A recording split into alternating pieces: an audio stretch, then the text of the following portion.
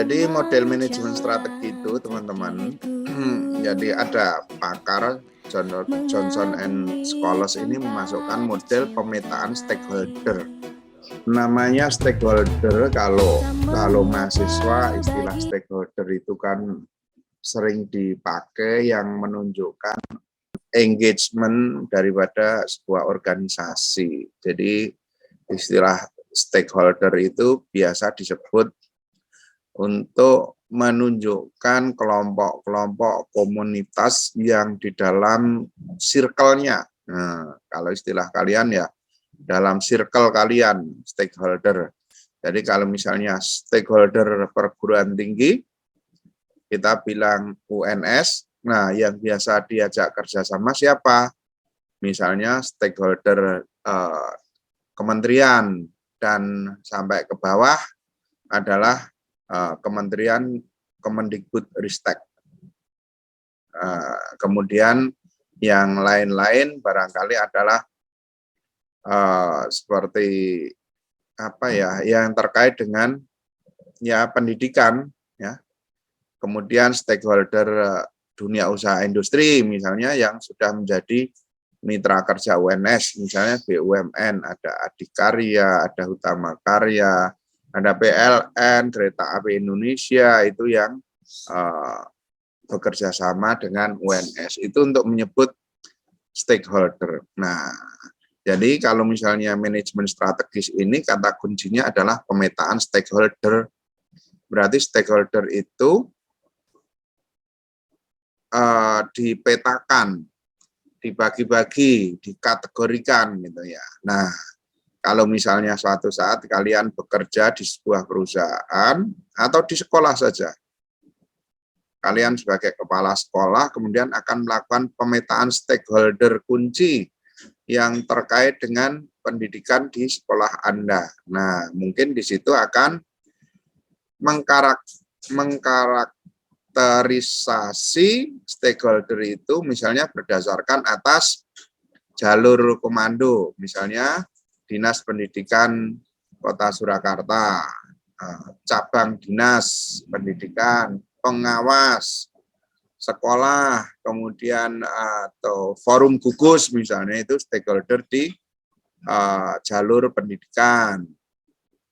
Tapi mungkin juga ada kerjasama dengan lingkungan. Nah, lingkungan ini stakeholder biasanya berkontribusi dengan sekolah Anda.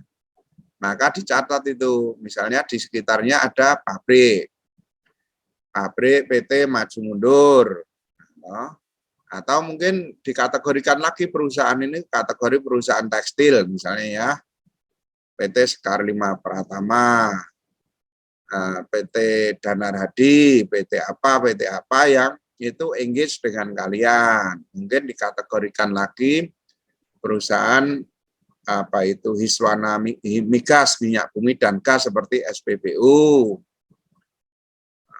apalagi yang jual-jualan tabung LPG misalnya, itu stakeholder dipetakan. Untuk mengkarakterisasi stakeholder dari segi tingkat kekuasaan dan tingkat ketertarikan mereka terhadap sebuah hasil. Ini definisi pakar.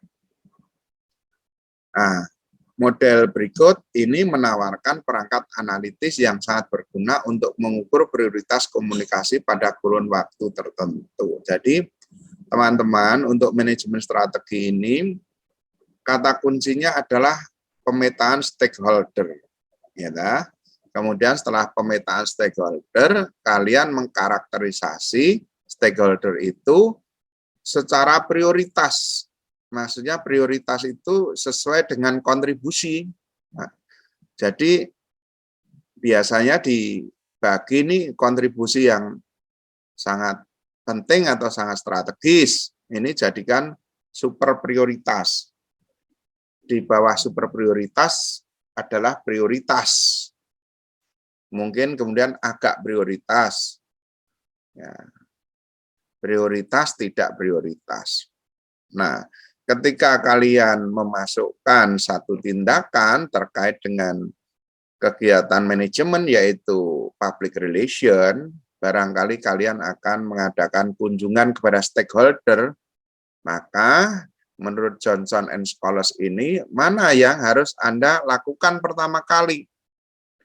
Ini pentingnya orang berpikir secara strategis, punya frame, punya time frame yang jelas sesuai dengan skala prioritas. Skala prioritas ini super prioritas didahulukan. Nah, ini yang sering sekali teman-teman kalian juga sering kali bingung ketika melakukan sesuatu, tidak pada fokusnya dan hasilnya sering tidak seperti yang kalian harapkan karena mestinya selesai tapi tidak selesai-selesai. Mestinya segera menyusun usulan skripsi, enggak dapat-dapat. Mestinya konsultasi dengan dosen, enggak ketemu-ketemu. Mestinya sudah tugas sudah selesai tapi belum dimulai. Nah, seperti itu. Coba kalian renungkan, kalian cek apakah ada kesalahan di dalam tindakan kalian. Ya. Apakah kalian terlalu membuang-buang waktu untuk hal-hal yang tidak prioritas. Nah, seringkali kita bingung ketika memilih satu kegiatan yang bersamaan. Misalnya kalian berencana ke perpustakaan untuk mencari ide judul skripsi. Nah, di waktu yang bersamaan, teman kalian nyambangi ke kos, ngajak goes atau ngajak ini santai-santai ke alun-alun selatan misalnya. Nah, kalian harus bedakan mana yang menjadi prioritas kalian dan mana yang kurang prioritas. Kalau memang prioritas kalian sudah direncanakan untuk mengejar ketertinggalan usulan skripsi misalnya, kalian harus ke perpustakaan, ya berarti pada waktu itu jangan sampai kalian memilih yang bersantai dengan teman kalian, mungkin lain fakultas, hanya kenalan biasa, kemudian diajak main-main ke alun-alun kidul gitu, dengan pertimbangan pekewu atau malu, itu berarti apa? Kalian belum menggunakan sebuah pendekatan manajemen strategis Johnson and Scholars ini dengan pemetaan stakeholder dan melakukan pendekatan dari segi tingkat kekuasaan atau skala prioritas gitu. Nah, ini juga untuk mengoreksi tindakan kalian yang akhirnya sering merasa ketertinggalan dan dari teman kalian ya sering merasa harus mengejar tetapi belum memulai. Nah, ini ya. Jadi pakailah pemetaan kepentingan atau kebutuhan dan kemudian buatlah skala prioritas. Nah, yang kedua manajemen biasa dan luar biasa. Ya. Ini didefinisikan. Manajemen biasa juga menyiratkan bahwa public relation dilakukan berdasarkan komunikasi asimetris. Nah, asimetris ini gimana ya? Menggambarkannya dengan simetris saja ya, simetris. Berarti kalau simetris itu kalau misalnya kita puzzle itu pas gitu kan, pas. Jadi ya neplek gitu ya, itu simetris. Atau kalau misalnya kita ya tidak ada ngesleknya, jadi misalnya apa ada benda yang kan digaduknya itu enggak ngeslek jadi langsung jret, itu apa ya simetris gitu. Nah, kalau asimetris berarti ya enggak ngeplek, enggak gaduk, ada perbedaan.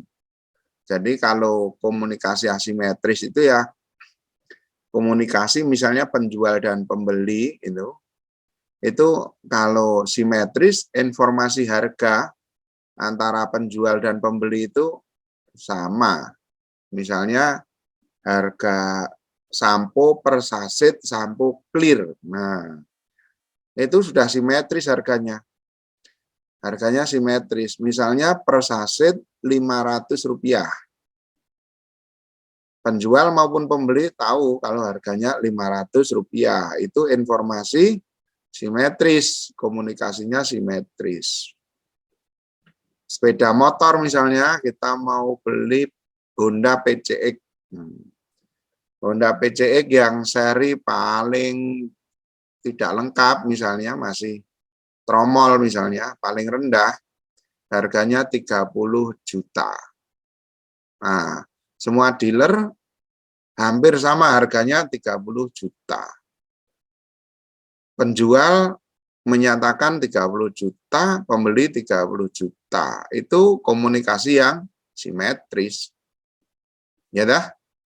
Dan mungkin mereka akan main di pelayanan, mungkin tambah di merchandise atau pelayanan kredit, itu sudah lain lagi. Tapi dari segi harga, itu komunikasinya dilakukan secara simetris. Gitu. Nah, kalau asimetris itu penjual dan pembeli nggak klop harganya. Misalnya, harga benih bawang putih. Harga benih bawang putih. Harga benih bawang putih ini penjual merasa bahwa bawang putih ini akan langka sekali. Karena apa? Karena harus ditidurkan dulu selama 6 bulan dan teman-teman dia tidak banyak yang nyetok. Maka dikasih harga yang tinggi saja. Misalnya per kilo 60.000. Nah, yang biasa benih bawang putih 40.000 biasanya oleh pembeli, ya dia tidak memiliki informasi yang cukup. Ini komunikasinya komunikasi yang asimetris, jadi enggak klop. Nah, dalam konteks manajemen biasa, ini PR melakukan komunikasi asimetris. Nah, barangkali misalnya produsen mie yang berbahan baku kandungan lokal singkong misalnya, ya Manihot utulisima, ya dalam bentuk apa itu dibuat mokaf misalnya. Nah, mungkin di situ dia akan melakukan pendekatan bahwa singkong dari mokaf ini adalah sesuatu yang baik, lebih sehat dan tidak menimbulkan kemungkinan penyakit atau juga tidak ada bahan pengawet dan sebagainya dan lebih ramah kepada orang yang menderita kolesterol atau rendah lemak dan sebagainya. Nah, kemudian dia akan melakukan proses PR ya dengan memberikan harga baru ya, dengan melakukan proses edukasi yang barangkali harganya lebih mahal. Nah, disitulah perusahaan itu di sini disebutkan memperoleh apa yang diinginkan tanpa mengubah perilakunya atau tanpa berkompromi gitu. Jadi berdasarkan keyakinan dari perusahaan tersebut, dia menentukan harga yang mungkin harganya 2 kali lipat gitu, dan itulah komunikasi asimetris di mana nanti ada proses edukasi kepada target audiens atau kepada konsumen baru ya. Kemudian manajemen luar biasa. Ini dengan menggunakan kelompok intuitif dan politis yang mempelajari cara membuat keputusan dan bentuk-bentuk pengendalian yang terorganisir sendiri dalam perubahan situasi yang tidak konklusif. Pengertiannya angel, coba saya minta dibacakan manajemen luar biasa ini, kira-kira kalian paham nggak ini definisi ini? Anak Amalia, kalian baca biasa aja Anak Amalia. Manajemen luar biasa gitu. Manajemen luar biasa menurut Stacai tahun 1993 adalah penggunaan kelompok intuitif dan politis yang mempelajari cara pembuatan keputusan dan bentuk-bentuk pengendalian yang terorganisir sendiri dalam perubahan situasi yang tidak konklusif. Manajemen luar biasa adalah bentuk manajemen yang harus dipakai para manajer jika mereka ingin mengubah dan menginovasi arah strategis. Ya, ini definisi tahun 93. Kalian lihat tahun 93 itu apakah sudah merupakan revolusi industri dengan pendekatan komunikasi digital? Ya, belum ya. Jadi, tapi dia mendefinisikan ini harus kita tarik sekarang di era digitalisasi. Intinya seorang manajer dengan manajemen luar biasa itu, manajer itu manage, mengatur, to manage, ya. Dengan menggunakan kelompok intuitif atau politis, yang sebetulnya ini bisa kita definisikan menggunakan pengaruh gitu.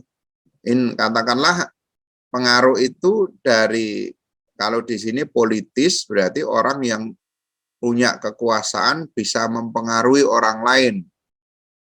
Kalau intuitif ya, orang yang punya intuisi, punya ketertarikan, punya daya tarik yang kuat. Atau kalau dikatakan sekarang dengan istilah influencer.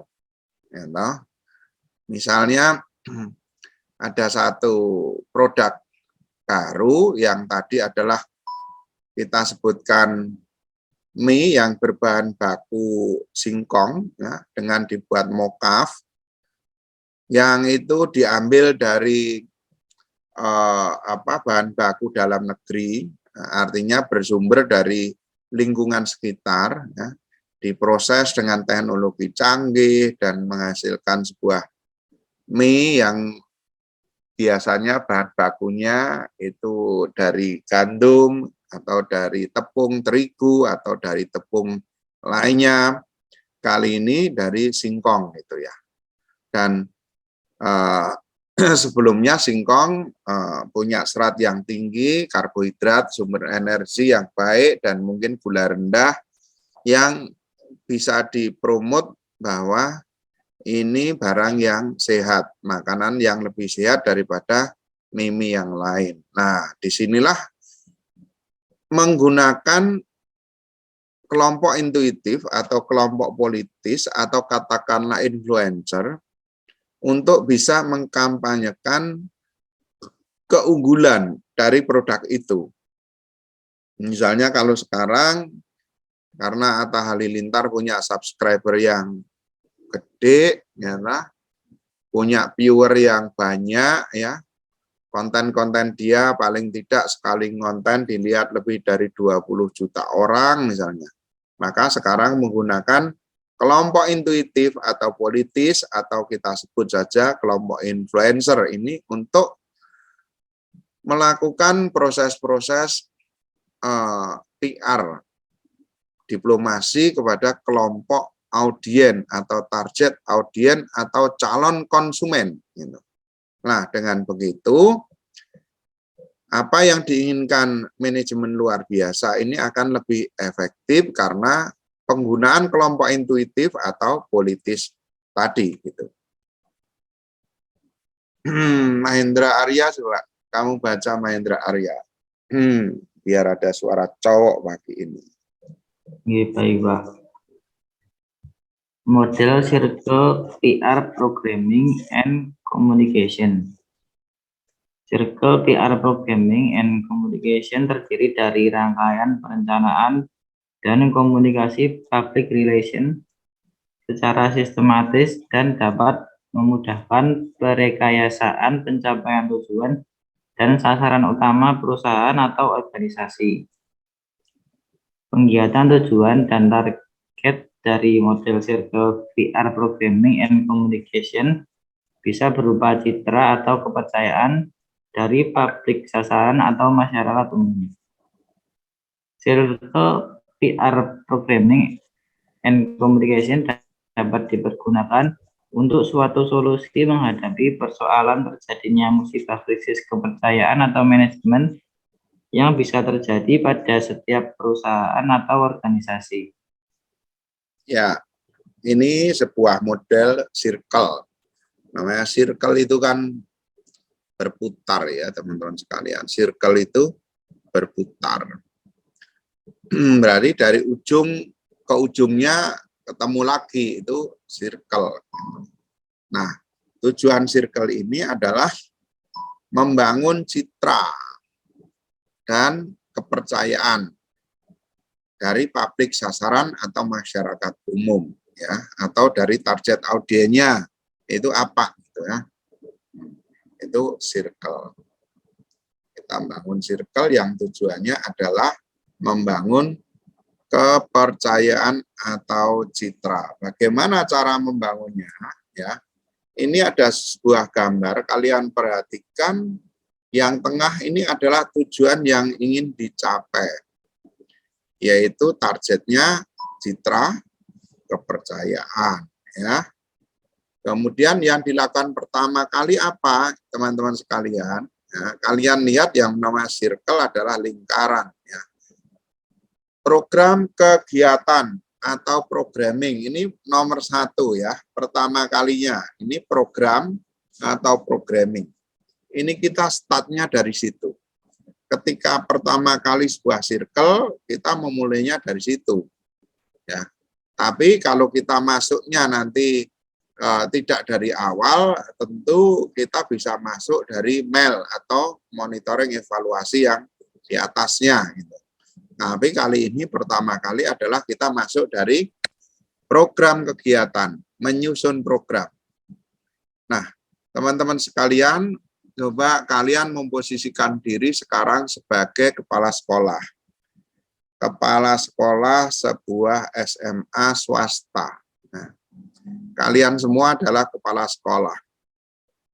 Ketika kalian melihat hasil evaluasi bahwa penerimaan siswa baru ini butuh perjuangan semua pihak, karena sekolah swasta harus bersaing dengan sekolah yang lain untuk mencari murid.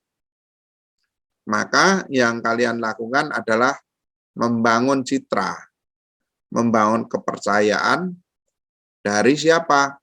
Dari masyarakat. Nah, coba sekarang kalian bayangkan siapa kelompok target yang akan kalian sasar untuk rekrutmen siswa baru. Apakah kalian akan membangun citra ini ditujukan untuk murid kelas 3 SMP yang akan masuk ke SMA, atau mungkin kalian akan membangun citra atau kepercayaan ini langsung kepada orang tua yang mengambil keputusan. Ini kalian petakan dulu, mana yang kalian sasar. Karena apa? Ya, karena tentu pendekatannya akan sangat berbeda. Apakah promosi yang akan kita lakukan tadi untuk membangun citra atau kepercayaan ditujukan kepada anak SMP kelas 3, ataukah ini ditujukan kepada orang tua yang mengambil keputusan misalnya. Nah, teman-teman, kalian kepala sekolah mungkin akan contohnya kita mengambil pendekatan langsung kepada anak SMP kelas 3 supaya dia engage. Nah, nanti akan saya contohkan ya di bawah, supaya engage itu mereka masuk menjadi observer. Ya, kalau di Solo banyak sekali sekolah swasta, barangkali anak-anak juga punya banyak pilihan untuk masuk ke SMA swasta. Nah, SMA swasta ini bisa dimasuki dari SMP swasta atau SMP negeri.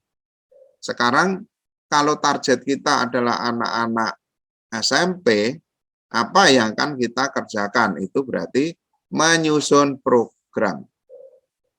Katakanlah targetnya meningkatkan kepercayaan atau meningkatkan citra, maka akan semacam mengundang ke sekolah kalian dalam bentuk lomba, misalnya gitu ya, dalam bentuk lomba. Sebetulnya target lomba adalah supaya mereka engage kepada sekolah kalian dan mereka menjadi observer untuk sekolah kalian, kan gitu. Nah, misalnya lomba pembuatan film pendek, ya, lomba pembuatan film pendek. Temanya tema kesetiakawanan. Disebutkan di situ film pendeknya durasinya 4 menit. Berarti apa? Berarti sekolah-sekolah itu anak-anak SMP itu ya supaya memasukkan partisipasi lomba yang ternyata kalian kepala sekolah akan mengeluarkan biaya yang cukup besar, misalnya untuk hadiah, maka disunjuklah anggaran atau budget. Hadiah pertama 5 juta, hadiah kedua 4 juta, hadiah ketiga 3 juta. Terus ada hadiah lagi, juara harapan dan sebagainya disusun. Kemudian membuat piala misalnya. Membuat penghargaan, ini pialanya dari gubernur. Nah, piala yang kedua dari Pangdam, piala yang ketiga dari Kapolda, misalnya begitu. Piala keempat dari wali kota. Karena hadiahnya besar, pialanya juga keren, ya. Bahkan yang tanda tangan gubernur atau wali kota ini akan menjadi rebutan untuk membuat film pendek, dan film pendeknya itu cukup dibuat dari HP. Ya.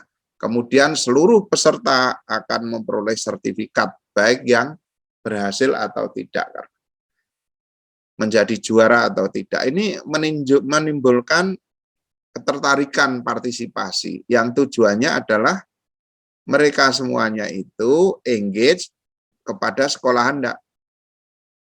Ini contohnya ya. Contohnya seperti itu. Nah, kemudian menentukan media, saluran media. Jadi kalau mau mengumumkan itu medianya apa? Apa menggunakan radio, siaran televisi, atau YouTube channel, atau kemudian menggunakan hibrid, yaitu menggunakan YouTube channel, kemudian dijadikan contoh-contoh presentasi ke sekolah-sekolah, itu kalian yang menentukan selaku kepala sekolah. Tentukan publik dan personel. Nah, personel yang bertugas, rumuskan tujuan, batas waktu, ini timeline ya. Jadi mungkin promosi ini hanya seminggu. Nah, ini sudah ada orangnya, ada medianya, ada timelinenya. Kemudian ini sudah masuk ke analisis situasi dan audit komunikasi. Ini masuk monitoring evaluasi, dan terakhir hasil evaluasi. Nah, jadi ini circle ya teman-teman sekalian, circle atau lingkaran. Ini yang tentu circle ini sesuai dengan pendekatan kalian lagi. Misalnya yang kalian program bukan orang tua, bukan anak-anak maksud saya, tapi orang tua. Nah, sekarang saya minta pendapat kalian seperti yang saya contohkan tadi. Kalau kalian kepala sekolah, ya, kemudian kalian punya program untuk sosialisasi, meningkatkan citra dan kepercayaan. Ini Isna ini ya, bisa kan? Kalau Isna ini kepala sekolah ya. Kalau Isna ini kepala sekolah, seperti Pak Farid tadi, akan melakukan program sosialisasi, tetapi program sosialisasi ini jalurnya bukan anak-anak, tapi adalah orang tua dari anak-anak SMP kelas 3. Tapi kita program sosialisasi jalur orang tua. Nah, coba sedikit kamu presentasikan dari program ini sampai muter lagi sebagai circle PA, rencana program public relation, ya. Tujuannya untuk membangun citra kepercayaan yang akhirnya setelah citra kepercayaan mempercayakan pendidikan anak didiknya kepada sekolah yang kamu pimpin. Nah, misalnya gitu. Silakan, Isna ini.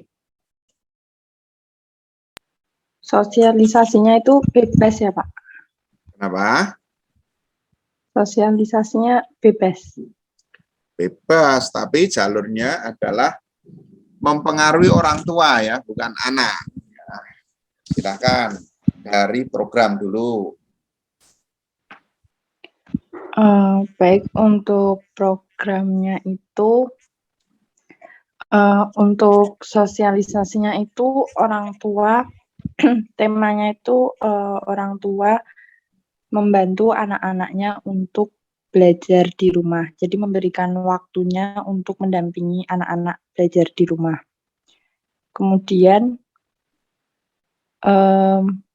setelah program itu anggaran ya, Pak?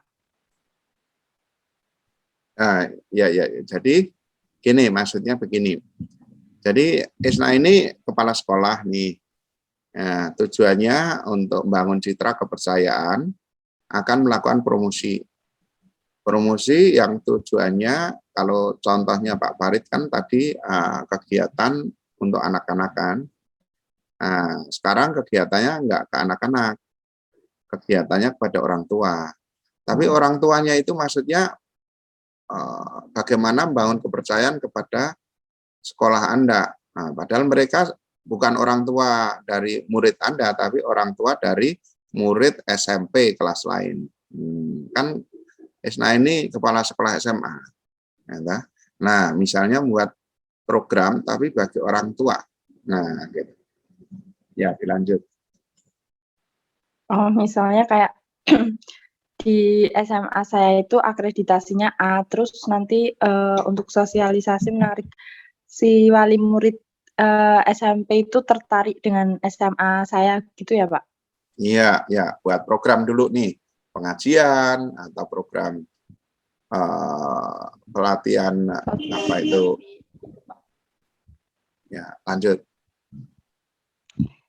Iya, kemudian untuk langsung ke anggaran ya, Pak?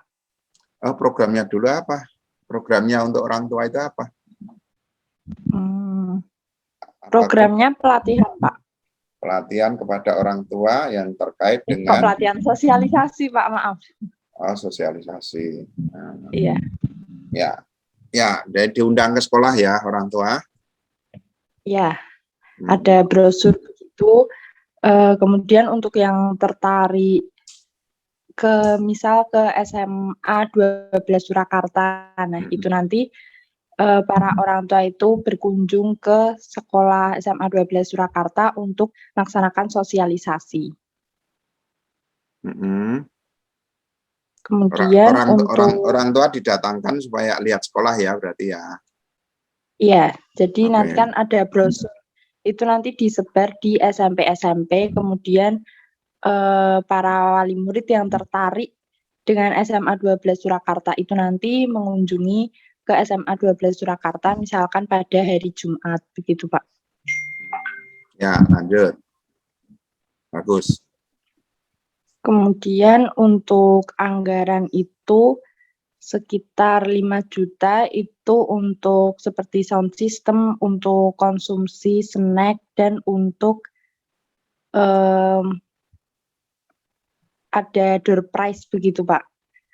Untuk misalkan nanti orang tua ada yang bertanya, nah itu nanti kita kasih door prize begitu Pak. Kemudian untuk media itu nanti menggunakan ada video YouTube begitu Pak untuk jadi sebelum acara itu pihak sekolah SMA 12 Surakarta itu membuat video mengenai sekolah SMA 12 Surakarta dan tata ruangnya begitu. Nanti kan terus dibikin video, diupload di YouTube, kemudian ditayangkan pada saat sosialisasi. Ya. Terus? Kemudian untuk itu publik, kan itu tentukan publik dan personal, berarti publik begitu ya Pak? Ya, personelnya aja. Personel pembagian tugas. Bagaimana Pak? Pembagian tugas guru-gurumu ya, berarti ya.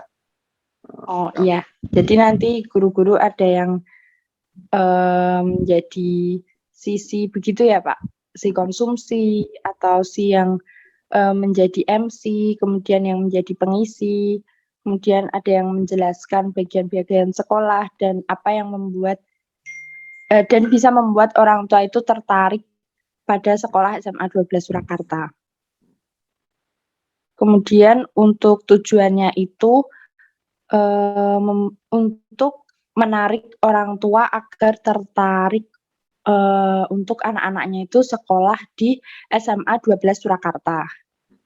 Kemudian temanya itu sosialisasi untuk ketertarikan pada SMA 12 Surakarta. Batas waktunya itu berapa jam gitu ya Pak? Timeline itu timeline kayak ini ya bisa jadi timeline itu kayak schedule pelaksanaan seluruh program. Oh ya.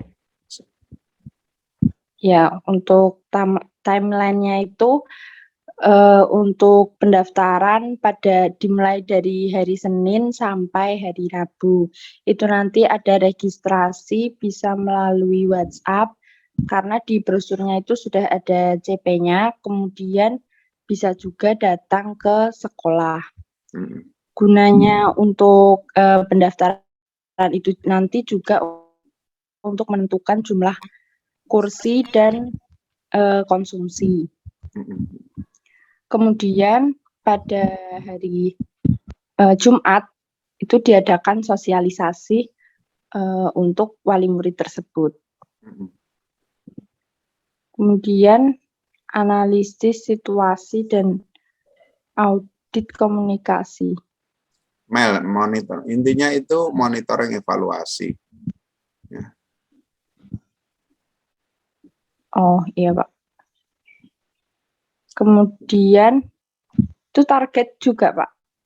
Apa udah? Ya. Kalau di dalam circle, semua yang kita lakukan itu ketika sudah dilakukan, misalnya tadi si Isna ini mengatakan akan meningkatkan engagement orang tua SMP kelas 3 dengan cara melihat langsung kegiatan SMA yang Isna ini pimpin, dengan melakukan kunjungan berupa ya intinya publikasi. Nah ini setelah dilakukan ya selesai, maka dilakukan namanya analisis situasi dan audit komunikasi misalnya, atau dilakukan monitoring evaluasi keseluruhan. Nah, itu nanti akan dipakai untuk membuat program lanjutan. Kemarin itu plusnya begini, plusnya desainnya bagus, materinya bagus, tapi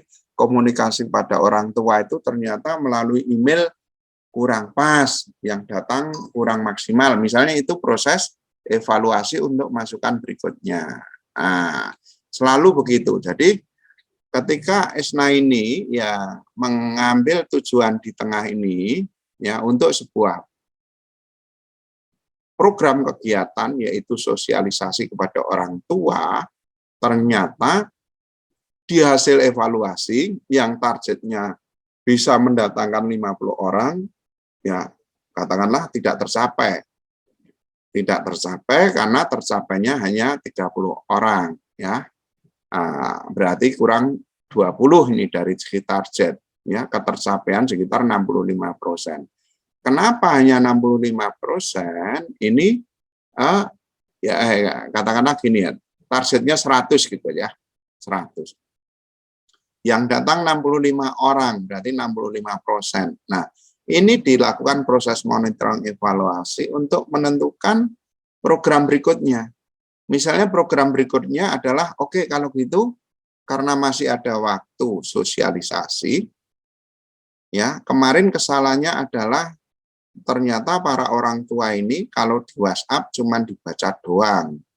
Ya, mungkin sudah tahu nomor telepon para orang tua SMP tertentu misalnya, kemudian diberikan WhatsApp gitu.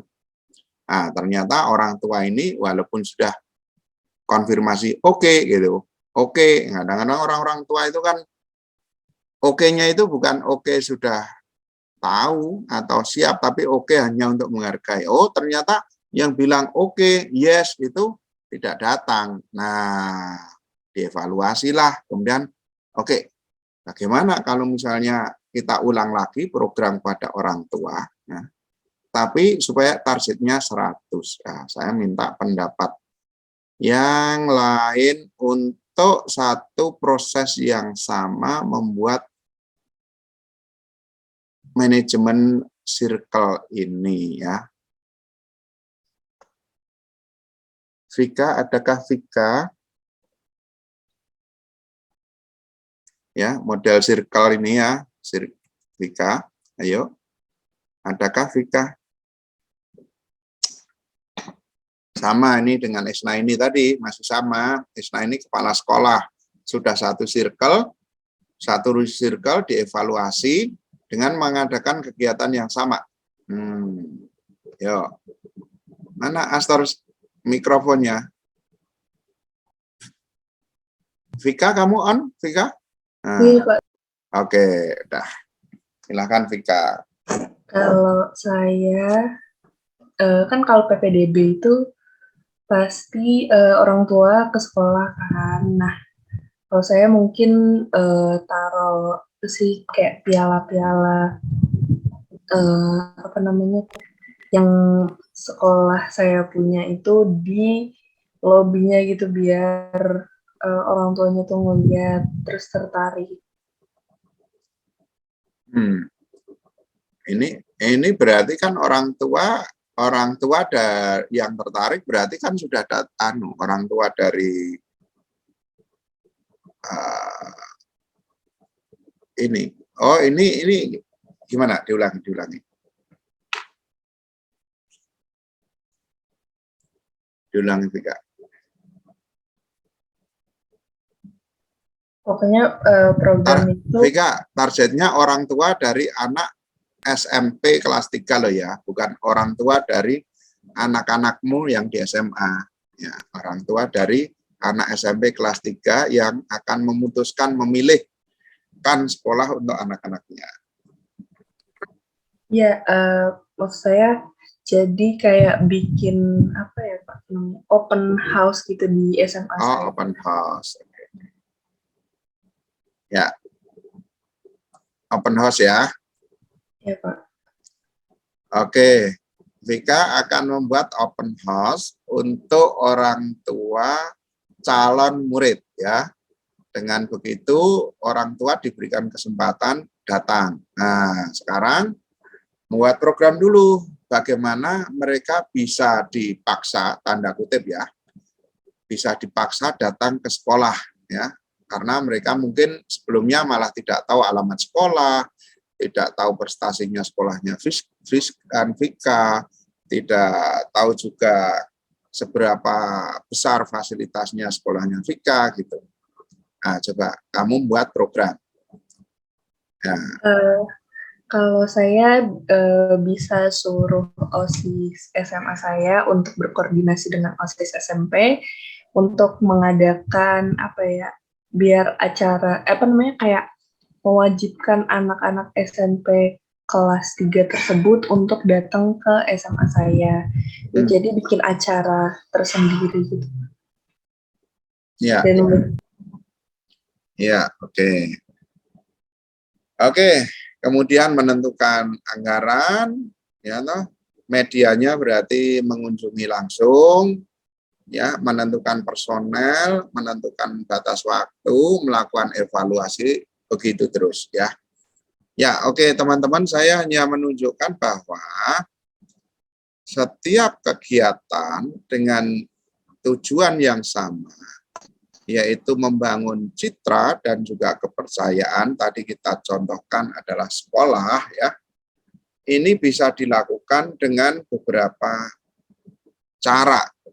Tadi tujuannya adalah sebetulnya kita pendaftaran murid baru, ya, pendaftaran murid baru. Tetapi tadi ada 2 jalur pendekatan, di mana jalur pendekatan yang pertama adalah murid-murid itu supaya langsung mengetahui kelebihan, percaya kepada sekolah yang kalian pimpin. Yang kedua adalah bagaimana orang tua itu bisa engage, bisa terikat, bisa mengerti, bisa mempelajari, mempelototi sekolahmu, kan gitu. Nah, 2 kegiatan yang berbeda itu tentu dengan pendekatan yang berbeda, yang terus dilakukan sebagai sebuah manajemen circle, ya. Baik, ini definisinya barangkali sudah tidak perlu, ya sedikit ya, model perencanaan ini. Saya mungkin akan menjelaskan yang ketiga saja, definisi khalayak. Saya minta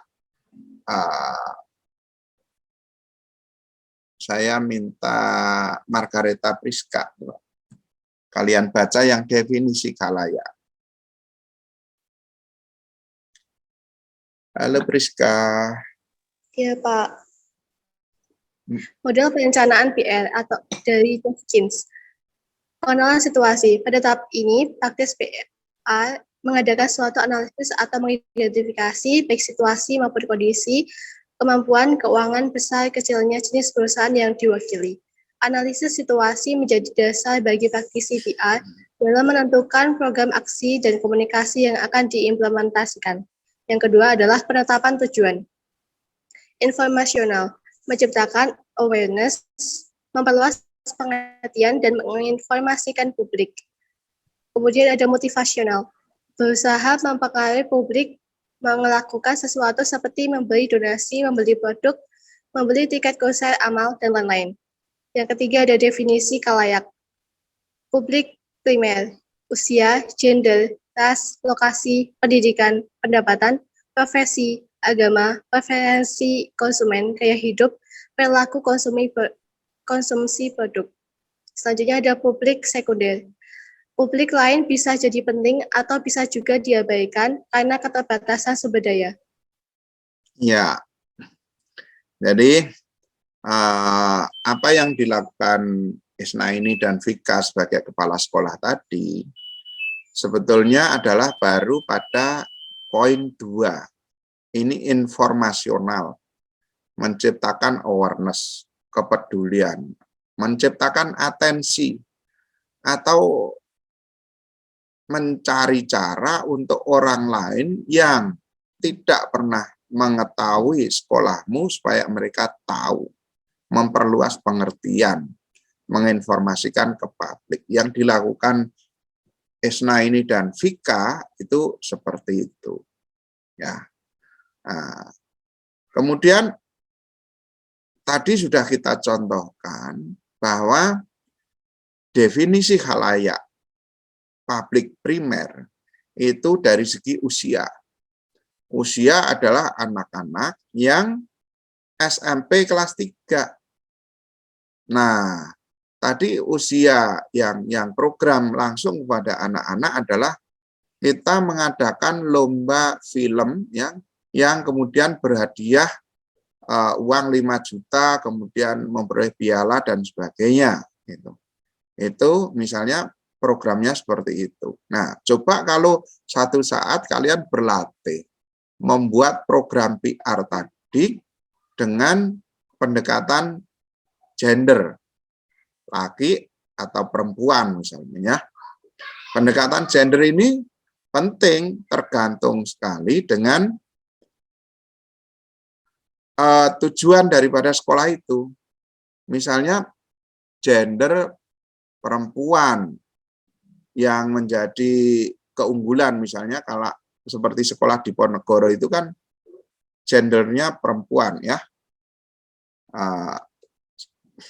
gendernya perempuan, sehingga tentu pendekatannya adalah berbeda di anak-anak yang SMP di situ banyak perempuannya, atau juga berdasarkan atas agama tertentu, misalnya di bawah kan juga ada tuh agama tertentu. Nah, ini pendekatannya nanti berbeda. Oke.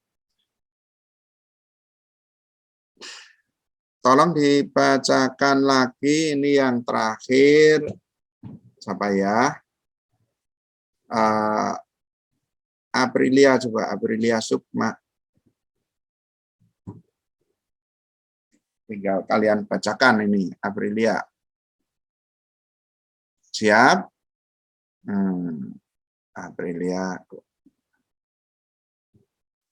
kurang siap. Namira coba enggak? Namira ada?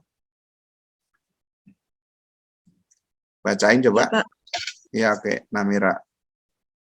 Yang keempat, pemilihan media dan teknik-teknik PR melalui media massa, yaitu media cetak dan elektronik. Selain mempunyai kredibilitas untuk menyampaikan pesan kepada khalayak yang jangkauannya lebih luas, juga memiliki keserempakan dalam penyampaian berita. Yang kelima, anggaran atau budget. Praktisi PR perlu memprediksi besarnya biaya yang akan dikeluarkan berdasarkan semua program, pelaksanaan kegiatan, pencapaian tujuan atau target yang sudah diperkirakan dan terperinci secara sistematis. Yang keenam, analisis hasil akhir atau evaluasi. Ya, oke. Saya kira ini masih normatif saja. Saya tidak akan menjelaskan di sini, dan ini slide terakhir saya ya, teman-teman sekalian. Baik. Contoh yang tadi kita sampaikan itu menarik para anak-anak SMP kelas 3 mengikuti lomba, kemudian orang tua seperti open house kata Vika tadi. Ini sebetulnya dalam rangka kalian perhatikan lapis paling bawah. Sebetulnya orang-orang tua yang tadi disurati atau dinotis oleh Vika, oleh Isna ini adalah orang tua yang masih ada di luar warna coklat ini.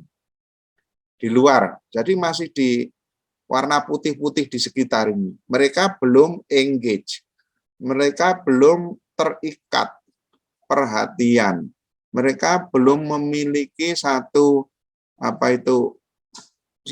ketertarikan kepada sekolahnya Isna ini. Tapi Isna ini menarik supaya orang tua atau anak SMP kelas 3 itu menjadi observer di sini. Dengan cara apa? Kalau yang pertama tadi adalah membuat lomba film pendek, ya. Kemudian tadi ada juga open house orang tua, itu sebetulnya adalah di sini. Menarik mereka menjadi observer. Ya. Nah, tujuannya apa? Tujuannya supaya nanti anak-anak ini mendaftar bersekolah di sekolahnya Isna ini atau Vika, yaitu menjadi aktivis ini tadi. Nah, maka aktivis ini jumlahnya, dikerucut pasti paling kecil. Karena yang menjadi observer di sini orang tua, mungkin yang diundang tadi kita katakan 100. Tapi sebetulnya targetnya kan satu kelas itu dalam rombongan belajar 36. Maka dibuatlah semacam kerucut piramida seperti ini ya, yang menunjukkan bagaimana sih supaya orang-orang itu pada aware bahwa sekolahku itu bagus, dengan mengundang orang tua, dengan mengundang anak-anak supaya mereka itu punya awareness di sini dulu. Perhatikan tuh sekolahku, bagus kan gitu. Yuk datang ke sekolahku, pemandangannya bagus kan, tamannya asik kan, parkirnya luas kan, fasilitas olahraganya mantap kan gitu. Kerjasamanya oke kan, prestasinya bagus kan gitu. Ini memasukkan menjadi observer. Nah, kalau sudah akan dinaikkan lagi mereka yang menjadi observer ini supaya menjadi supporter. Supporter ini orang sudah mulai memiliki persetujuan karena sudah memberikan perhatian, dia akan mulai setuju, mulai engage. Jadi kalau katakanlah dari sekolahmu itu membuat konten, dia sudah menjadi subscribermu gitu. Dan kemudian ketika ada konten ini akan dari sekolahnya Esna ini membuat sebuah recording daripada atau membuat liputan tentang lingkungan sekolah di YouTube, itu dia sudah mulai nge-like. Itu sudah supporter. Itu. Kemudian di atas supporter lebih kecil lagi, yaitu volunteer. Volunteer ini barangkali mereka sudah memberikan kontribusi. Yang diharapkan adalah mereka yang dari observer, mereka yang sudah menjadi supporter, dan mereka sudah memberikan kontribusi, yaitu volunteer. Jadi jangan berharap volunteer itu orang di luar observer, orang di luar supporter, kalian harap tiba-tiba menjadi volunteer.